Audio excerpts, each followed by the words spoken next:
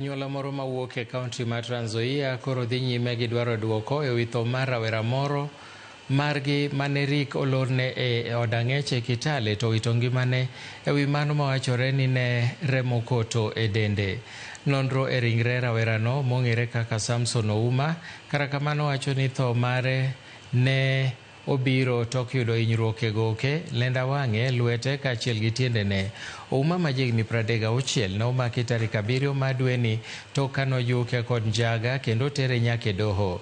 Bang' mano notere e od ang'ech ma Kitale kama bang'e ne owachore ni nobedo matuo aeto wito ngimane. Anyuolane koro manyo ratiro kod adieri e wi tho mare ka giramo ni ok gibi ling' kata nade.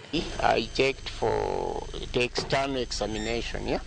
He had small bruises. He had multiple small bruises on the face, at both on the legs, or we usually call them upper limbs, yeah? At lower limbs. He had those multiple bruises.